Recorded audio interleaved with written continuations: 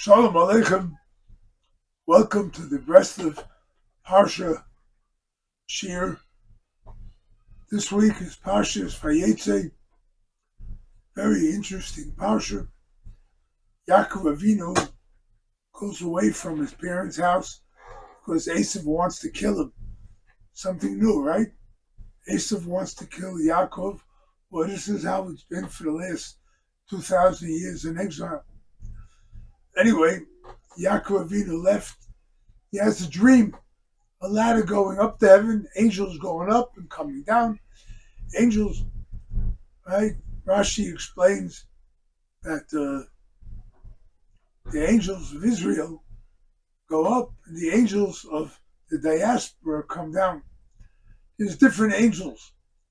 And Hashem created different angels for different purposes. Because not everyone could do what Hashem does, which is everything. So Hashem created different groups of angels. Some have more power, some have less, but they all do Hashem's bidding. And that's what's important. Yaakov Avinu saw this. He saw the different angels. He saw different powers happening in the world. There's going to be an Israel. There's going to be a land of Israel where the Jews live in peace. And there's going to be a diaspora. There's going to be messengers from heaven that are going to destroy that, like we had just now with Gaza, right? Or with others, all over the states, right? Hundreds of thousands, millions of people are demonstrating for the humanitarian values of the Palestinians who elected Hamas to be their leader. And the only reason they're suffering is because of Hamas. But this is the diaspora mentality. A diaspora mentality is something that you cannot fathom the truth. You cannot fathom, you cannot accept, you cannot live with truth. That's what's happening today. Yaakov Avinu left, but he learned that that's what's going to be in the world. There's going to be so much lies. There's nothing that Hamas says that you could trust. Even Biden, President Biden said, there's nothing that you can trust from Hamas. And yet, whatever Hamas says, their Ministry of Health, or whatever they say, Israel found weaponry in the Al-Shifa hospital, right? Hamas says it's only propaganda. It's not just Hamas. Hamas said it's only propaganda. So anyway, this is what Yaakov Avinu saw. He had this dream. There's a certain concept of peace that we all strive for, whether it's inner peace, whether it's general peace, and that's the angel of Israel. And then there's the diaspora mentality that has everything all mixed up. Rabbi Nosson says, Yaakov, first of all, Yaakov in the Pasuk, in Micha, Titein Emes LiYaakov. Yaakov represents truth. Israel represents truth. Yaakov is truth. Falsehood is everything else.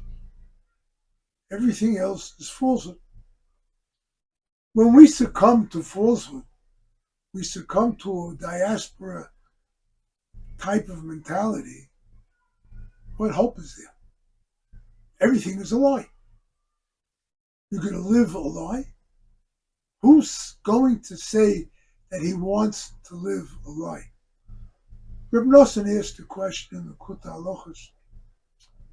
He says, for example, Shema Yisrael, Hashem Elokeinu, Hashem Echad. Rashi explains that Hashem, who is our God, will be the God of everyone. Reb Nosson asks, how is that possible? Each one of us has a different perception of God. How's he going to be the one God when there's 8 billion people on the planet and they're all going to come to recognize Hashem? Everyone with a different perspective? Yes, says Reb Nosson. There's a lot of ways of looking at the truth.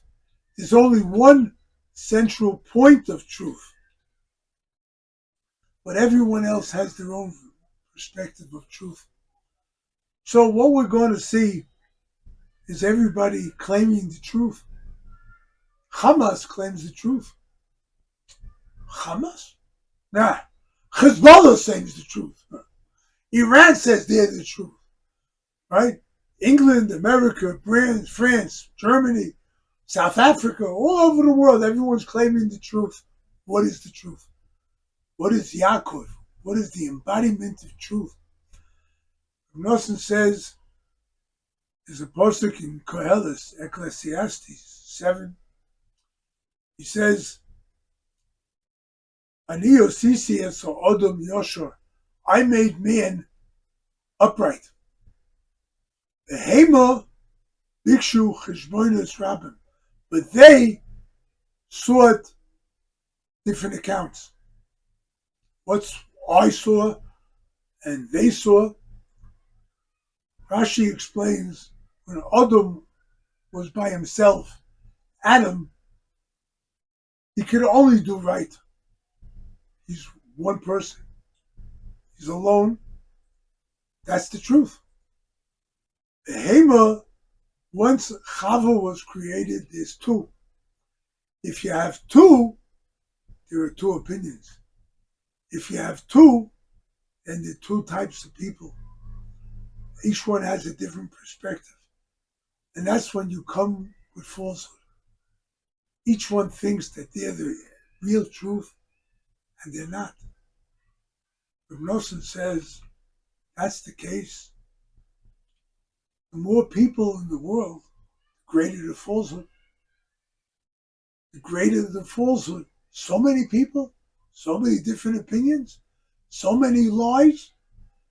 How are you ever going to be able to discern the truth if there's so much falsehood out there? Nosson asked that question, and he explains brilliantly.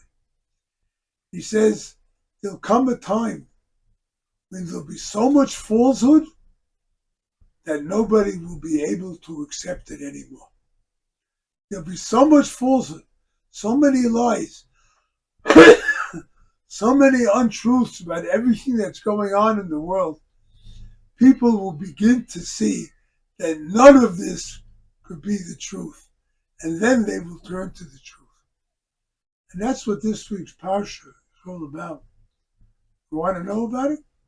Yaakov went to Lavan's house. That's this week's Parshat. Lavan was the epitome of falsehood. There's nothing that Lavan did that was straight. The 12 tribes, well, 11 of them, were born in Lavan's house.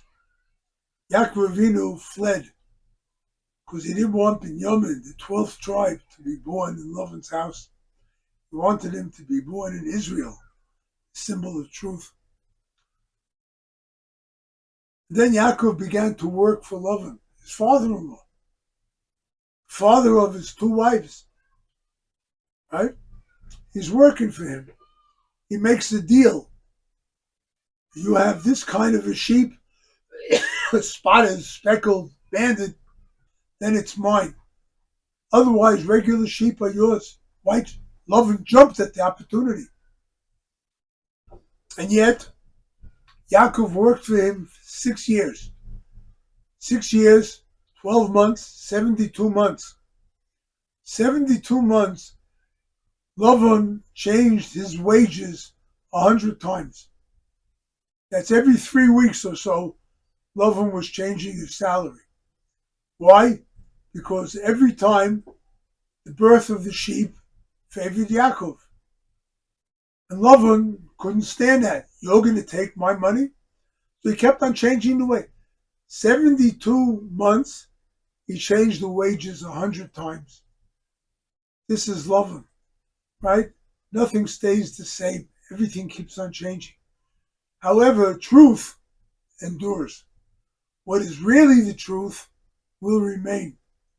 Am Yisrael, the Jewish nation, remains. Am Yisrael, the Jewish nation, will continue, will endure. They tried to wipe us out in the Holocaust, but that wasn't the first time.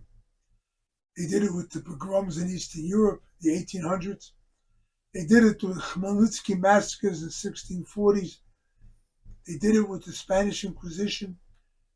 They did it with the Crusades. They did it with the Almohads, the Arabs, 700, 800. They did it with the destruction of the Temple, the Roman Empire. But we're still here. All those other countries are relegated to the dustbins of history. What does that tell you? That the truth endures.